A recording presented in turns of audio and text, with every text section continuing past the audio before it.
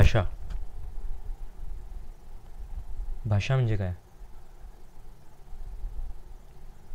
तर भाषा हे एक माहिती आणि भावना एकमेकांपर्यंत पोहोचवण्याचं साधन आहे. मला जर कोणाला काहीतरी सांगायचं असेल, काहीतरी माहिती द्यायची असेल, किंवा मला काय वाटतं आहे, माझी आत्ताची भावना काय आहे वगैरे सांगण्यासाठी काहीतरी माध्यम लागतं. आणि हे माध्यम अनेक त्याची माध्यमं आहेत, पण एक खूप साधं आणि नेहमी आपण वापरतो असं माध्यम म्हणजे भाषा.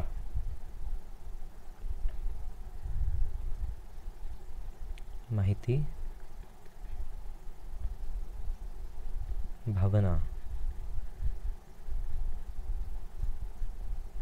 इत्यादी दुसऱ्यापर्यंत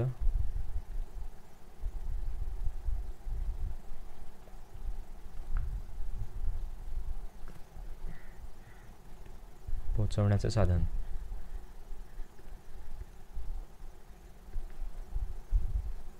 साधनापेक्षा माध्यम असाच शब्द वापरूया.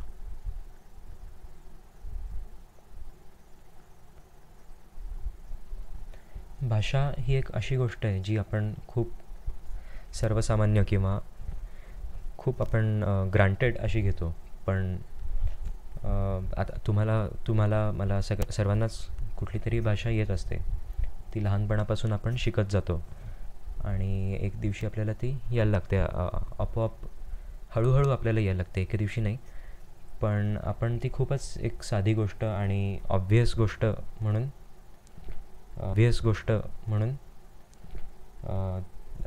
त्याचा विचार करतो. पण तसं नसून भाषा ही एक खूप कॉम्प्लिकेटेड आणि गूढ अशी सिस्टीम आहे, ज्याबद्दल खूप अभ्यास आजही विशेषतः जगात चालतो.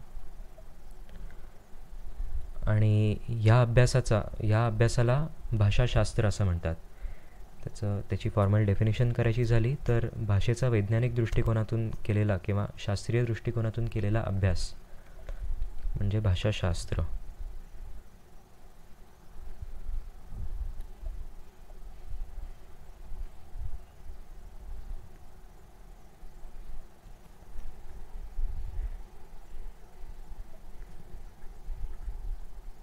भाषाशास्त्र याला इंग्रजीमध्ये लिंग्विस्टिक्स असा शब्द आहे.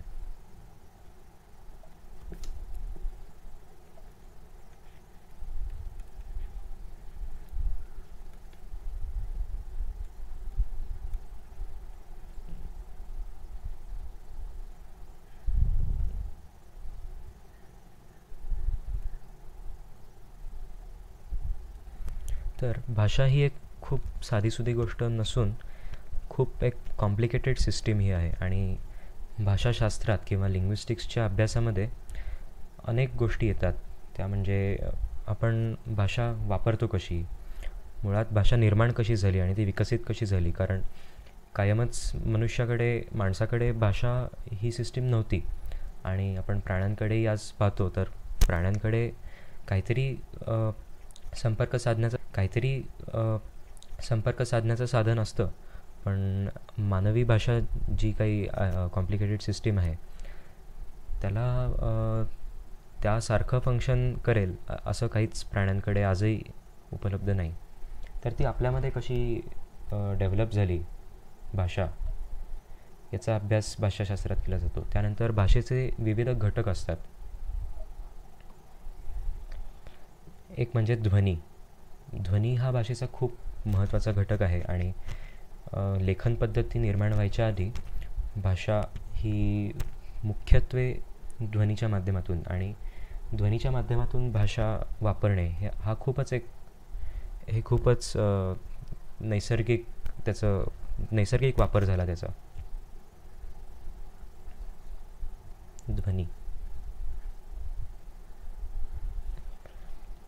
ध्वनी हा भाषेत कसा वापरला जातो याच्या अभ्यासाचं एक वेगळंच क्षेत्र आहे आणि त्याला इंग्लिशमध्ये म्हणतात फोनेटिक्स.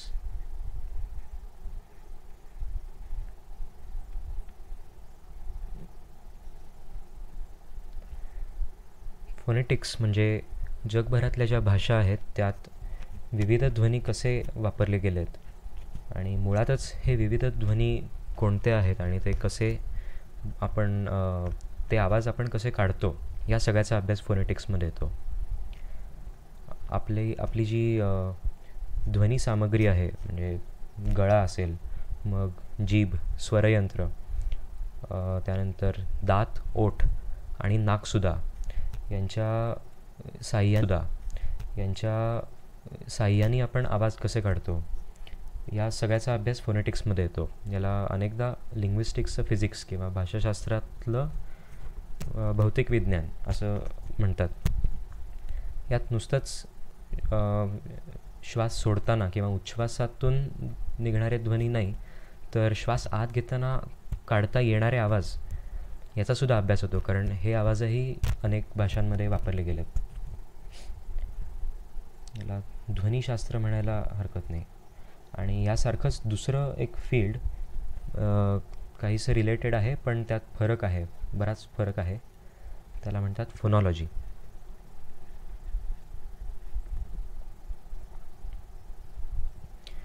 तर महत्त्वाचा फरक असा की फोनेटिक्स हे कुठल्याही एका भाषेसाठी नसतं, तर हा सर्वसाधारण ध्वनींचा अभ्यास झाला. ध्वनींचा अभ्यास.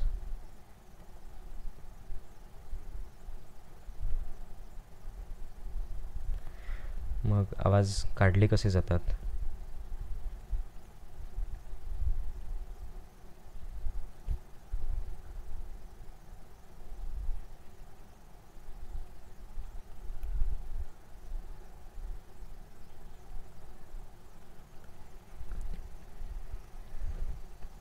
त्यानंतर माझ्यापासून ते तुमच्यापर्यंत हा आवाज कसा पोचतो आहे, त्याचं प्रक्षेपण कसं होतं आहे, यामागे पण खूप फिजिक्स आहे आणि त्याचं पण खूप फिजिक्स आहे. आणि त्याचं तुम्हाला आकलन कसं होतं. आवाज ऐकू येतो म्हणजे काय, मग नुसतंच ऐकू येऊन काही उपयोग नाही, कानांच्या पडद्यावर नुसतं आपटून उपयोग नाही, तर मेंदू आपला ते आवाज आयडेंटिफाय कसे करतो. मला हा आवाज आला आहे, मग मी त्याचं पुढे काय करायचं, त्या आवाजांचा पुढे भाषेशी संबंध कसा साधायचा, या सगळ्याचाही अभ्यास यात काही प्रमाणात केला जातो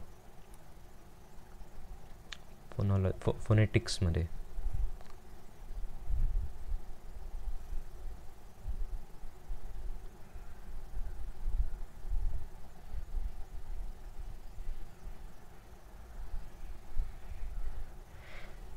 त्याउलट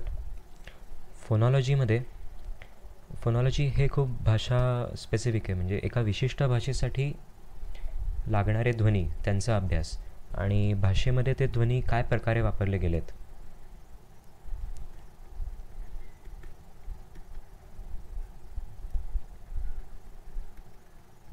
विशिष्ट भाषेत ध्वनींचा वापर.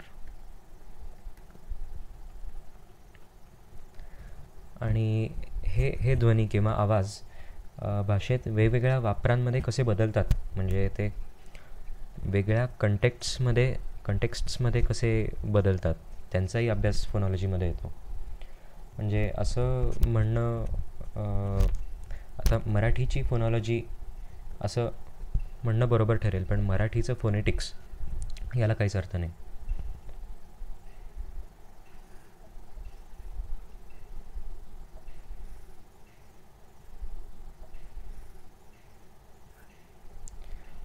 आता एखादं उदाहरण द्यायचं झालं तर मराठीत आपल्याकडे ळ हे अक्षर आहे, अक्षर नाही, आवाज आहे. या आवाजाला आपण लेखन स्वरूपी ही जी आकृती आहे, ही आकृती, त्याच्या साह्याने तो आवाज आपण लेखन स्वरूपी नमूद करतो. पण हा जो आवाज आहे ळ, हा मराठीच्या फोनॉलॉजीच्या अभ्यासामध्ये येतो, पण हा आवाज इंग्रजी किंवा इतर कुठल्या अनेक युरोपीय भाषांमध्ये हा आवाज अस्तित्वातच नाही.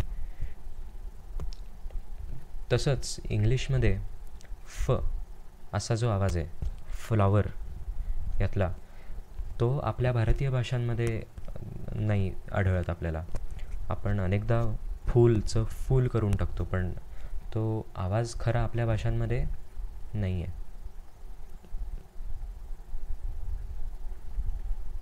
हा आवाज मराठीत नाही, तर ळ हा आवाज इंग्रजीत नाही.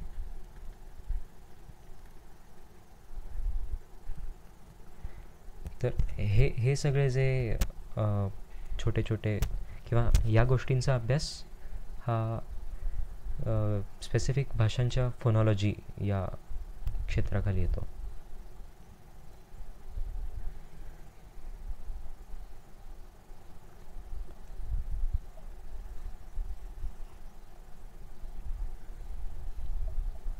त्यानंतर अजून एक महत्त्वाचं क्षेत्र म्हणजे मॉर्फॉलॉजी.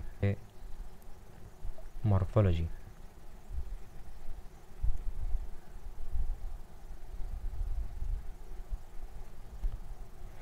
मॉर्फॉलॉजीमध्ये भाषांमध्ये वेगवेगळे जे शब्द असतात त्यांचे छोटे घटक असतात. म्हणजे छोट्या युनिट्सपासून आपण शब्द तयार करतो. मग त्या शब्दांमध्ये पण काही बदल घडतात. ते टेन्सनुसार असतील किंवा आकड्यानुसार असतील, लिंगानुसार असतील. तर या सगळ्याचा अभ्यास येतो मॉर्फॉलॉजीमध्ये. म्हणजे लहान घटकांपासून नवीन शब्द किंवा शब्दांमध्ये बदल कसे होतात आणि वाक्यामध्ये कशा प्रकारे शब्द वापरल्यावर त्यात कसे बदल होतात, या सगळ्याचा अभ्यास मॉर्फॉलॉजीमध्ये येतो.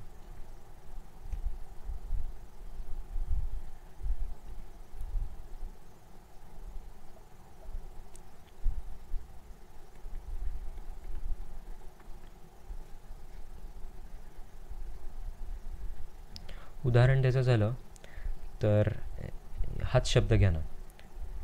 यात एक मॉर्फिम आहे शब्द,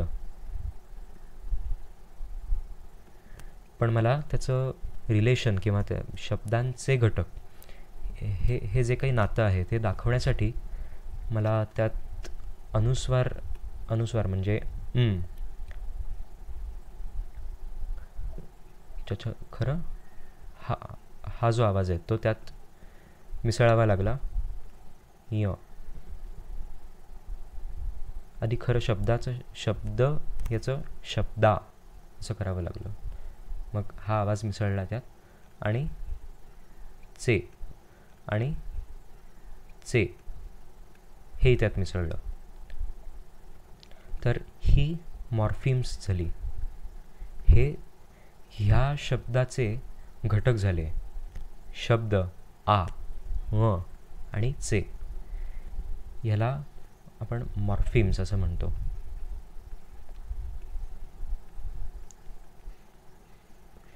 तर असे शब्द या घटकांपासून कसे निर्माण होतात याचा अभ्यास मॉर्फॉलॉजी या क्षेत्रात केला जातो.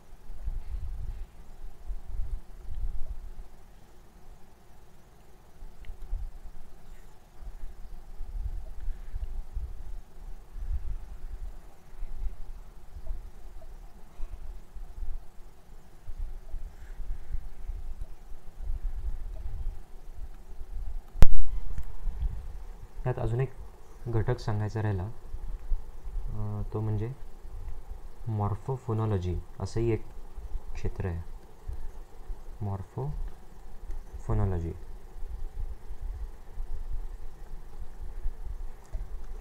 तर यात मॉर्फॉलॉजी आणि फोनॉलॉजी या दोन्हींचा संबंध काय, म्हणजे एखाद्या भाषेमध्ये मॉर्फॉलॉजीच्या बदलांनी फोनॉलॉजिकल सुद्धा बदल कसे होतात याचा अभ्यास या क्षेत्रात होतो. तर उदाहरणार्थ यात खरं मॉर्फिम फक्त हे दोन आहेत. एक म्हणजे शब्द आणि दुसरं चे. तर हे कुठून आलं, म्हणजे अनुस्वार कुठून आला, मग ही काना म्हणजे आ हा उच्चार तिथे कुठून आला. तर याचे खूप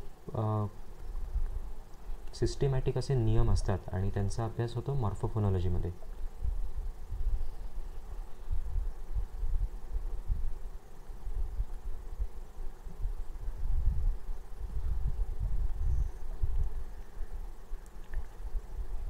त्यानंतर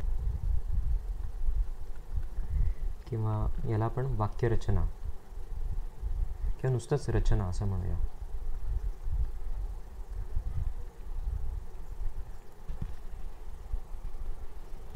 भाषा ही एक सिस्टीम आहे आणि या सिस्टीमला अर्थातच खूप इलॅबोरेट किंवा अनेक असे नियम ही सिस्टीम कशी चालते ते खूप नियम गव्हर्न करत असतात.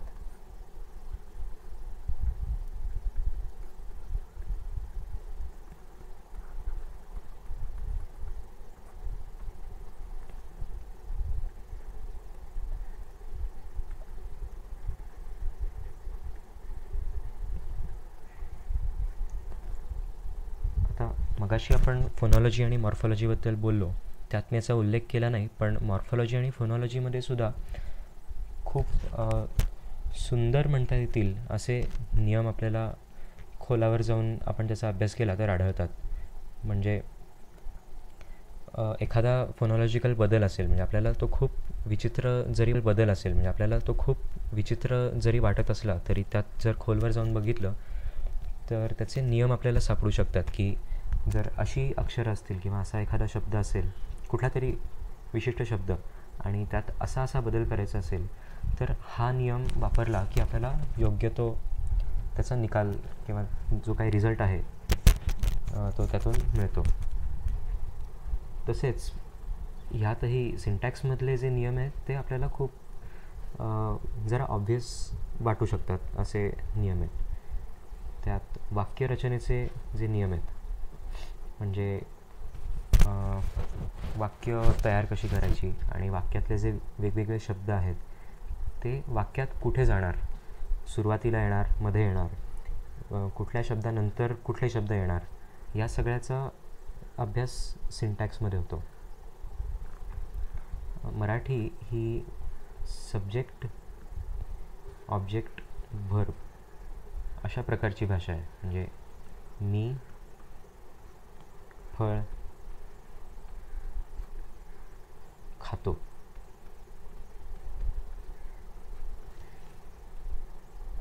यात मी हा कर्ता झाला, फळ कर्म झालं, ज्याच्यावर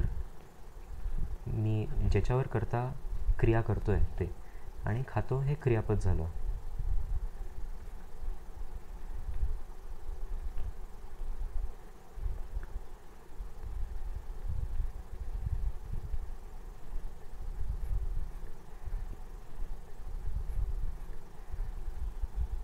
बरं, आपली भाषा अशी आहे, पण इतर भाषा वेगळ्या प्रकारच्या असू शकतात. म्हणजे आय ईट अ फ्रूट किंवा आय ईट फ्रूट्स अशी जर इंग्लिश वाक्यरचना केली तर त्यात मात्र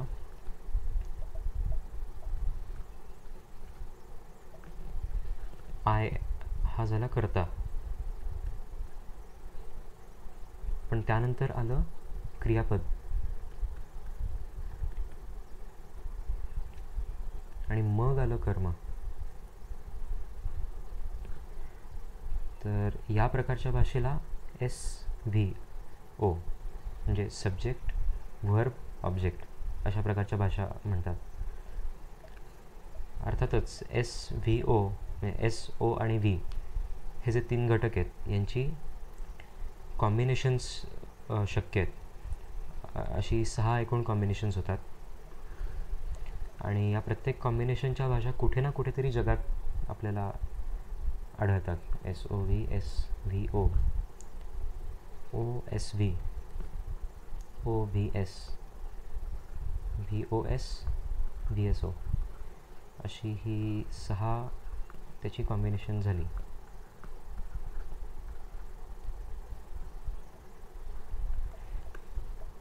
हा सिंटॅक्सच्या अभ्यासातला एक घटक झाला फक्त. यात आणखीही अनेक घटक येतात. म्हणजे जर विशेषण लावायचं असेल तर ते कसं येणार, मग विशिष्ट कॉन्टेक्स्टमध्ये म्हणजे प्रश्न प्रश्नार्थक जर वाक्य असेल तर वाक्यरचना बदलते का? मग मूडनुसार काही भाषांमध्ये असंही असतं की वाक्यातून काय प्रकारची भावना दुसऱ्यापर्यंत पोचवायची आहे त्यानुसार वाक्यरचना बदलते इत्यादी. तर सिंटॅक्स हे सुद्धा तसं भाषानिरपेक्ष फील्ड आहे. म्हणजे कुठल्या विशिष्ट, आता त्यात सिंटॅक्स प्रत्येक भाषेचा वेगळा असतो, पण एकूण सिंटॅक्सच्या अभ्यासात या अनेक भाषांमध्ये घडणाऱ्या या खूप विविध गोष्टींचा अभ्यास केला जातो.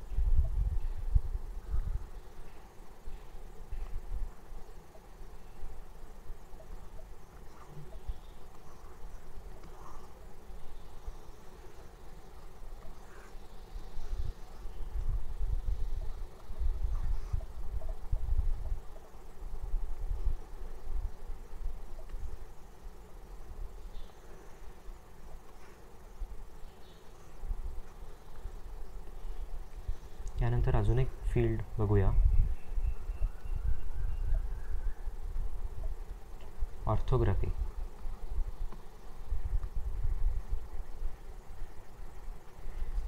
किंवा लेखन पद्धती.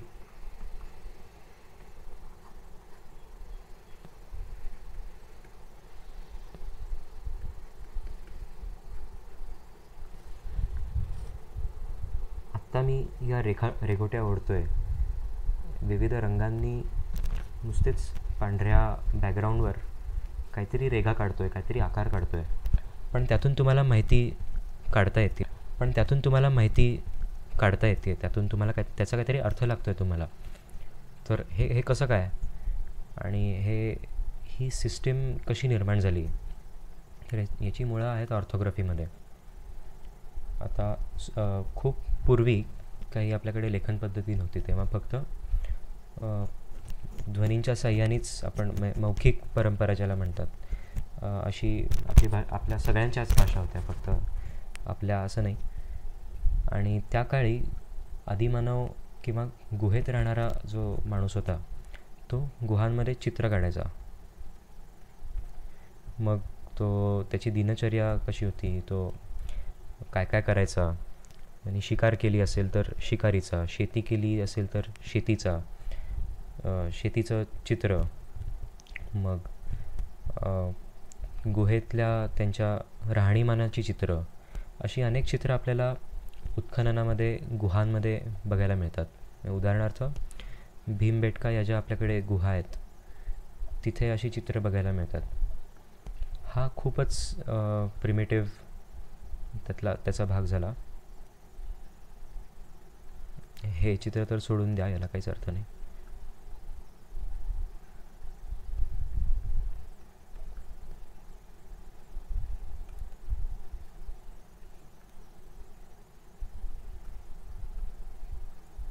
तुम्हाला पुस्तकांमध्ये कधीतरी शाळेत अभ्यास केली असतील अशी काहीतरी चित्र आठवत असतील.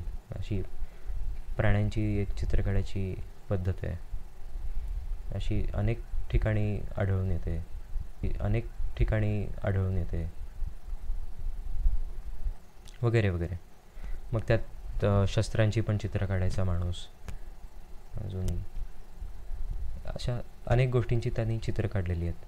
आणि शास्त्रज्ञ आणि आर्किओलॉजिस्ट असं म्हणतात की ही चित्रकला ती माहिती साठवून ठेवायची किंवा ती माहिती कुठेतरी रेकॉर्ड करून ठेवायची, त्याची गुहांमध्ये काढलेली चित्र ही पद्धत होती.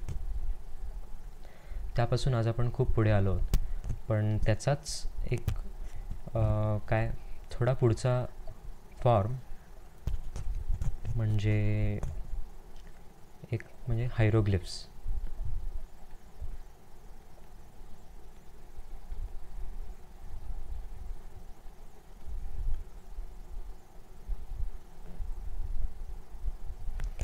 तर हायरोग्लिफ्स म्हणजे असे शब्द की जे चित्रांवरून विकसित झाले. खूप पूर्वीच्या मधलं सांगायचं झालं तर इजिप्शियन आणि मायन अशा काही भाषांमध्ये ही पद्धत होती.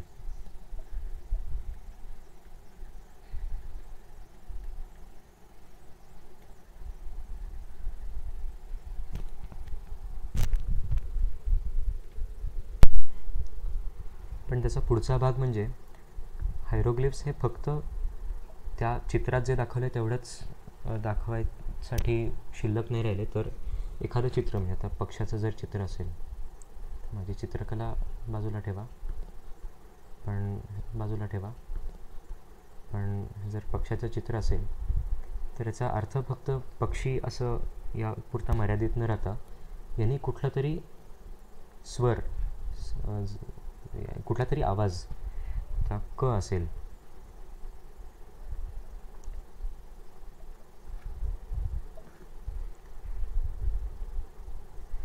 फोनेटिक्समध्ये असं उच्चार जर त्याचा अभिप्रेत असेल तर असं दाखवायची पद्धत आहे. 2 तिरक्या रेघा काढायच्या आणि मध्ये अक्षर काढायचं ज्याचा उच्चार आपल्याला अभिप्रेत आहे.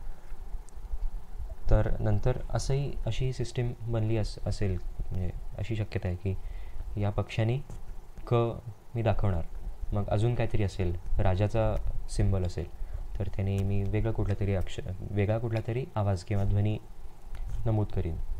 अशा सिस्टीम्स हायरोग्लिफ्सच्या नंतर बनल्या. त्यानंतर, आणि हे आपल्यातल्या बऱ्याच जणांना माहीत असेल, लोगोग्राफिक.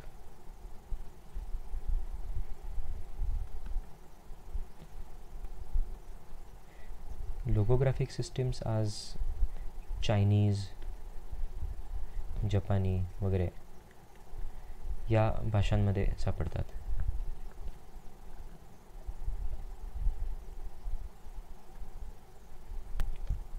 लोगोग्राफिक म्हणजे एक कुठला तरी जो सिम्बॉल आहे तो प्रत्यक्ष वस्तूचं काढलेलं ते चित्र आहे, आणि त्या चित्राद्वारे ती जी संकल्पना आहे, म्हणजे सूर्याचं चित्र असेल तर तो कुठला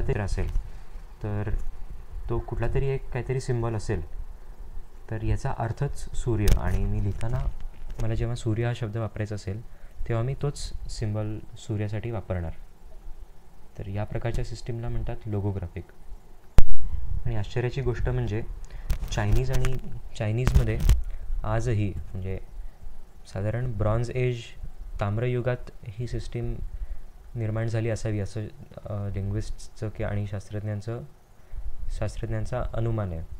तर ती आजही तशीच सिस्टीम टिकून आहे, आणि त्यात 10,000च्या संख्येने अशी चित्र सापडतात, आणि त्या प्रत्येक चित्राचा काहीतरी इंटरप्रिटेशन आणि अर्थ असा अभिप्रेत असतो. चं उदाहरण घ्यायचं झालं तर मगाशीच मी म्हणालो सूर्य, तर सूर्य आपण असं काहीतरी काढायला हरकत नाही. तर त्यापासून असा काहीसा सिम्बॉल बनला सूर्यासाठी. त्याचा झाला असा,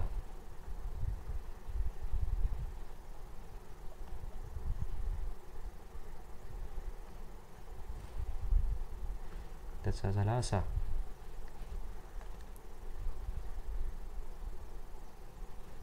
आणि त्याचा आज असा सिम्बॉल काढतात. तर हा जो चायनीज सिम्बॉल आहे याचा अर्थ सूर्य, आणि त्याचं इव्होल्युशन तुम्हाला असं दिसतं आहे. आणि सूर्य आपण जसं सूर्य असं लिहितो, तर आपल्या लेखन पद्धतीत काय अभिप्रेत आहे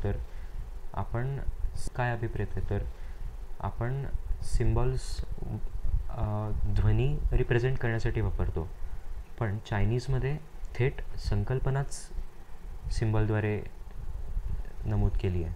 आपल्याकडे आधी ध्वनी, आणि त्या ध्वनींशी रिलेटेड, त्या ध्वनींशी संबंधित जी काय संकल्पना आहे ती आपण म्हणजे 2 लेवल्सवर ह्याचं रिप्रेझेंटेशन करतो. सूर्य या सिम्बॉलला काहीच अर्थ नाही, हे काय सूर्यासारखं दिसत नाही, खूपच काहीतरी विचित्र दिसतं आहे. पण यात स आहे, उ आहे, र, य हे एकत्र म्हटल्यावर मला त्याचा काहीतरी अर्थ येतो सूर्य असा, आणि मग मी ती संकल्पना या सूर्याशी जोडतो. आता पुन्हा आपल्या प्रकारच्या ऑर्थोग्राफिक सिस्टीम्सकडे वळूया.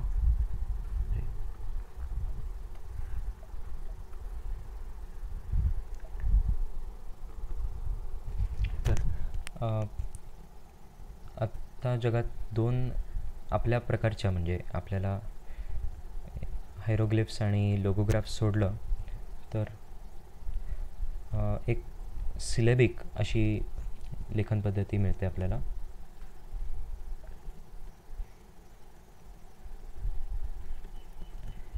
ज्यात प्रत्येक सिलॅबल, आता सिलॅबल म्हणजे एखादा उच्चार आणि त्यासोबत स्वरसुद्धा, म्हणजे व्यंजन अधिक स्वर.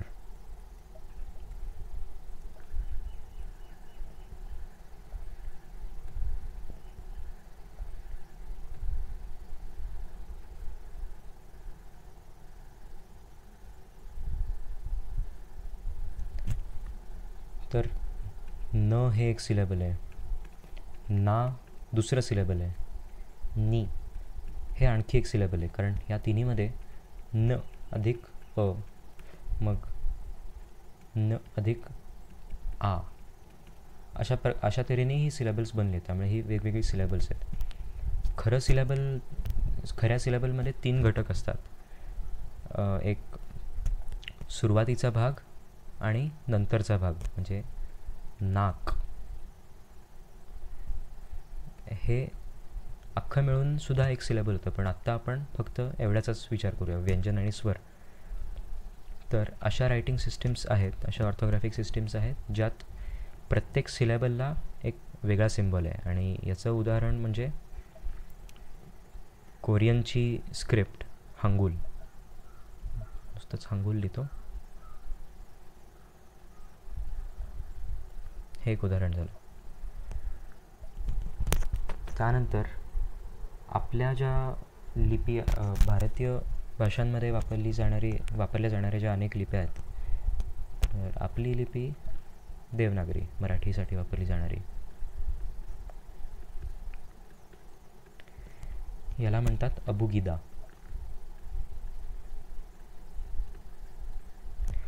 कारण यात आपण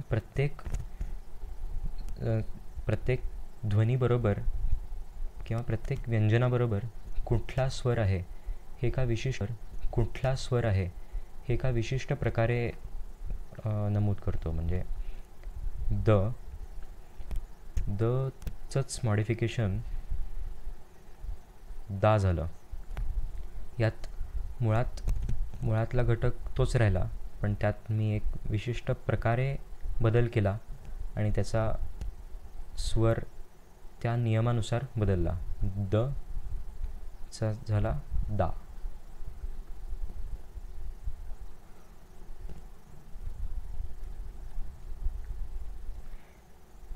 या प्रकारच्या सिस्टीमला म्हणतात अबुगिदा. त्यानंतर अब्जद अशाही सिस्टीम्स असतात. उदाहरणार्थ फारसी स्क्रिप्ट, म्हणजे उर्दूसाठी जी वापरतात ती, यामध्ये स्वर दाखवलाच जात नाही. म्हणजे मी जसं द लिहीन, रादर माझ्याकडे दा लिहिण्याचं साधन आता नंतर त्यात ती व्यवस्था आहे, पण एरवी मी अबुगिदा हे जर असं लिहित असेन देवनागरीत,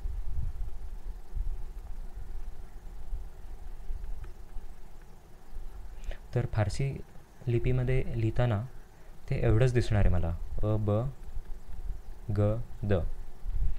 आणि ही अक्षरं वाचल्यावर मी हे अनुमान बांधणं अपेक्षित आहे की ही अक्षरं असल्यावर जो कोण लिहित होता त्याला अबुगिदा म्हणायचं असणार.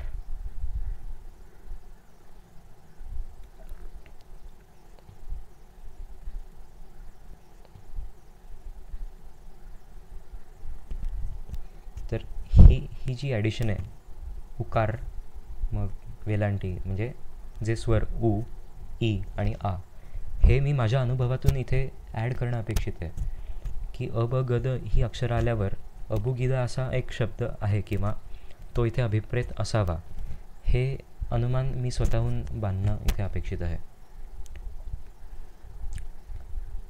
त्यानंतर अल्फा सिलेबिक.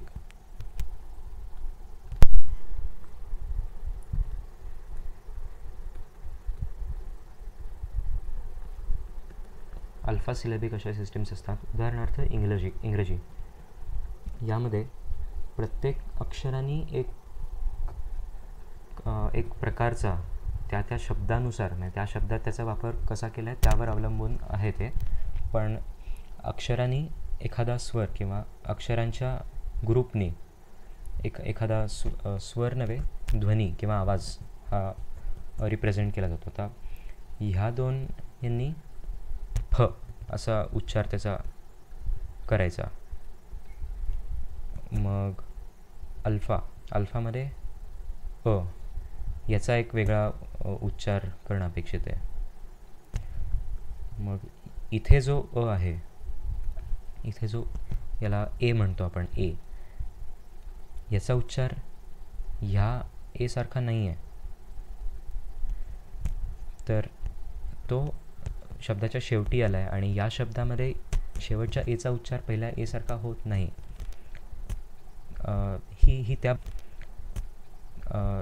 ही त्या भाषेची फोनॉलॉजी आणि मॉर्फोफोनॉलॉजीचा मुद्दा झाला. पण अल्फा सिलॅबिक भाषेमध्ये असं प्रत्येक शब्दाचं स्पेलिंग केलं जातं.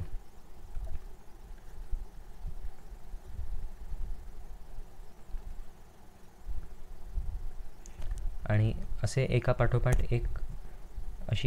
एक अक्षर ठेवून तो शब्द बनतो आणि त्याचा उच्चार सबसिक्वेंटली आपण आपल्या मनात तयार करायचा असं अपेक्षित असतं. यानंतर काही आधुनिक क्षेत्र बघूया लिंग्विस्टिक्सची. एक म्हणजे कम्प्युटेशनल लिंग्विस्टिक्स.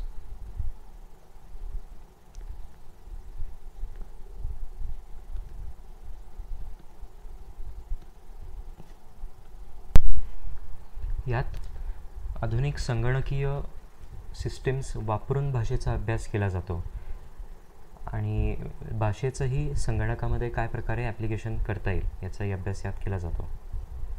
उदाहरणार्थ स्पीच रेकग्निशन म्हणजे संगणकाला, मुळात कम्प्युटेशनल लिंग्विस्टिक्स म्हणजे संगणकीय सिस्टीम्स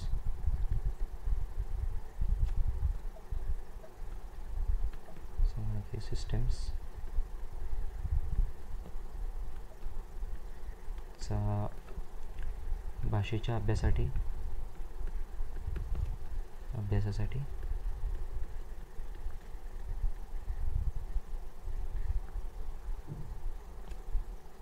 वापर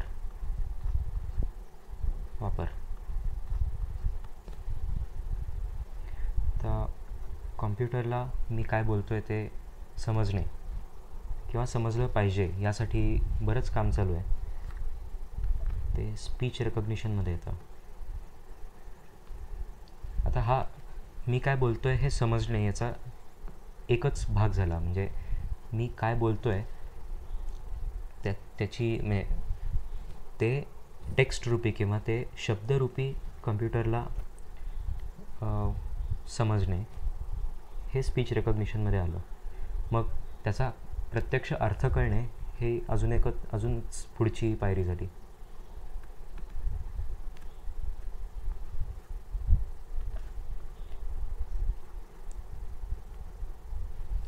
मग भाषांतर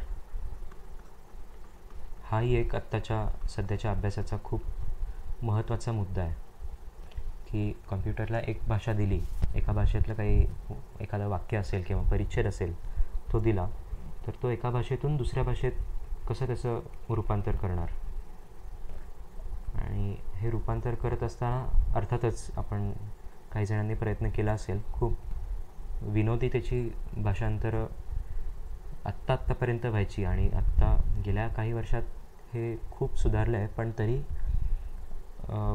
जर मोठी वाक्य दिली किंवा कॉम्प्लिकेटेड वाक्य त्याला दिली तर कॉम्प्युटर गोंधळून जातो आणि विनोदी भाषांतर त्याचं आपल्याला दिसतं किंवा खूपच काहीतरी चुकीचं असं. तर त्यात खूप काम होण्याची अजूनही आवश्यकता आहे. प्रत्यक्ष भाषा समजणे हा खूपच एक बेसिक किंवा खूपच ॲडव्हान्स्ड मुद्दा झाला की मुळातच भाषा समजणे म्हणजे काय, आपल्याला तरी भाषा समजते का? मला फक्त भाषेचे नियम माहिती आहेत आणि त्या नियमांनुसार मी मला मिळणाऱ्या इनपुट किंवा मला जे काहीतरी ऐकू येतं आहे त्यावर प्रोसेस करतो आहे मी. काही प्रकारे त्यात बदल घडवून त्याला प्रत्युत्तर देतो आहे. पण म्हणजे मला खरंच भाषा समजली का? तर हा एक पुन्हा तत्त्वज्ञानाच्या चर्चेचा मुद्दा झाला.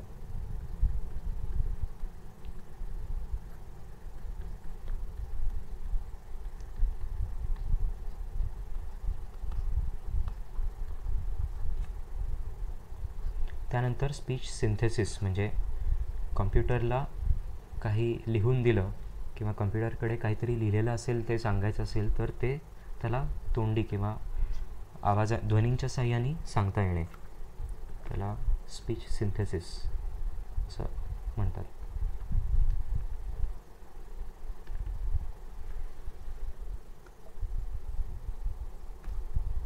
याही व्यतिरिक्त अनेक यात फील्ड्स येतात.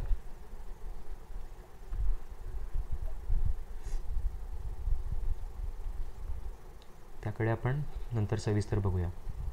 मग अजून एक फील्ड म्हणजे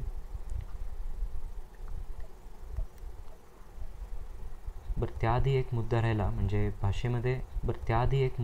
म्हणजे भाषेचा अजून एक महत्त्वाचा घटक हा नंबर सिस्टीम्स असतो. आता काही लिंग्विस्ट किंवा काही भाषाशास्त्रज्ञांचं असं म्हणणं आहे की मुळात गणिताची सुरुवात हीच भाषेतून झाली, की लोकांना भाषेद्वारे आकडे रिप्रेझेंट करायची किंवा आकडे वापरण्याची काहीतरी सोय हवी होती. तर ती हळूहळू भाषेमध्ये निर्माण झाली की आता 1, 2 हे काय आहे, तर हे भाषेचे घटक आहेत ज्यांच्या साहाय्याने मी प्रत्यक्ष काहीतरी नैसर्गिक गोष्ट असेल त्यांचं काय मापन करत असेल किंवा ते मोजत असेल सरळ. तर यातून पुढे मग 10 नंतर 10ला आपण बेस म्हणतो. तर 10 नंतर 11 जे होतं, 10 नंतर 11, तर या प्रकारे अजून मोठे मोठे आकडे कसे रिप्रेझेंट करायचे किंवा दाखवायचे, त्यासाठी भाषेत अनेक नवीन सिस्टीम्स निर्माण झाल्या आणि विविध भाषांमध्ये आपल्याला खूप वेगळ्या प्रकारच्या सिस्टीम्स या सापडतात. तर या सगळ्याचा अभ्यास भाषांमधल्या नंबर सिस्टीम्समध्ये येतो की आकडे भाषेत रिप्रेझेंट कसे करायचे याचा अभ्यास. त्याहीकडे आपण सविस्तर नंतर येऊ. कम्प्युटेशनल लिंग्विस्टिक्सलाच थोडासा संबंधित विषय म्हणजे मॅथमॅटिकल लिंग्विस्टिक्स.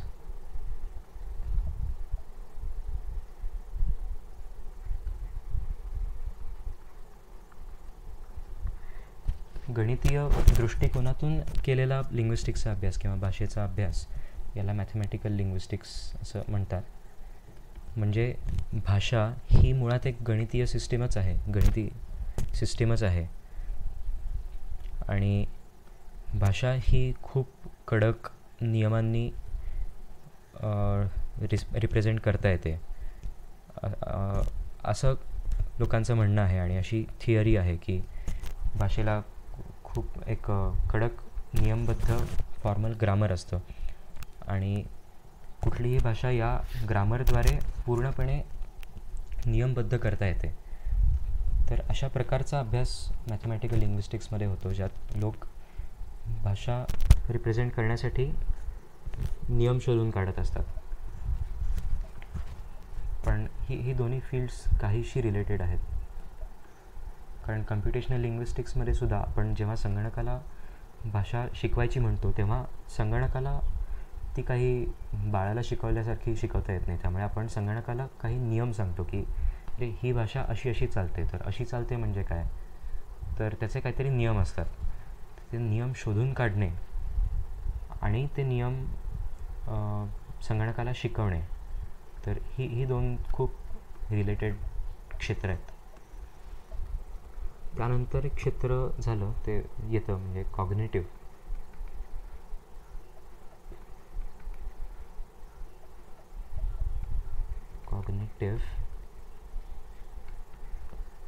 किंवा न्यूरो किंवा सायको लिंग्विस्टिक्स.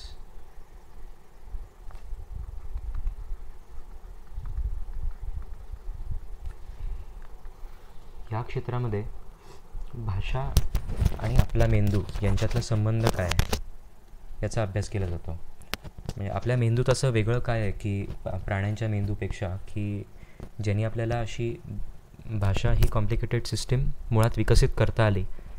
आणि आपल्या भाषेत मुळात एक खूप महत्त्वाचं फीचर म्हणजे ॲब्स्ट्रॅक्शन, जे प्राण्यांना करता येत नाही. अनेक प्राण्यांना, त्यातही संशोधन चालू आहे, पण जनरली प्राण्यांना ॲब्स्ट्रॅक्शन म्हणजे अगदी साध्या शब्दात सांगायचं झालं तर नसलेल्या गोष्टींचा विचार आणि भूतकाळाचा आणि भविष्याचा विचार की जे वर्तमानात आत्ता चालू नाही आहे, तर हे ॲब्स्ट्रॅक्शन यात येतं. तर हा आपल्या भाषांचा आणि आपल्या म्हणजे लोक असं म्हणतील की ठीक आहे, मग प्राण्यांनाही कम्युनिकेट करता येतं, प्राण्यांची ही भाषा असते, ठीक आहे, भाषा असते म्हटलं तरी त्यांना ॲब्स्ट्रॅक्शन जमत नाही. आणि हा आपल्या भाषांचा एक खूप महत्त्वाचा मुद्दा आहे किंवा फीचर असा आहे.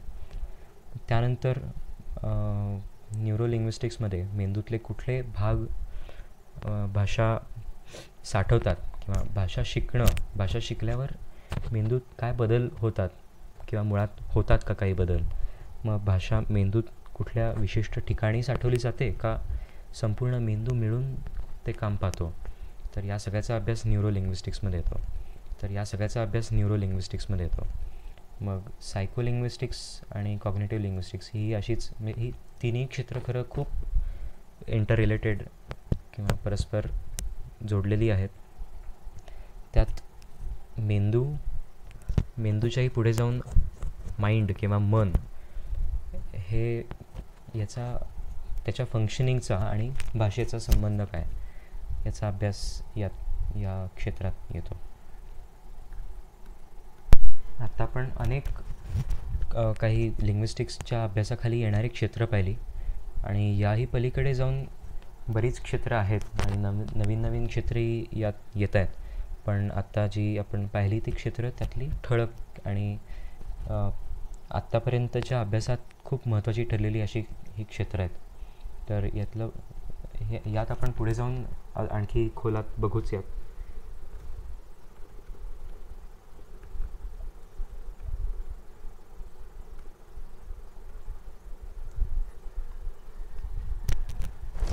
हा व्हिडिओ इथे थांबूया.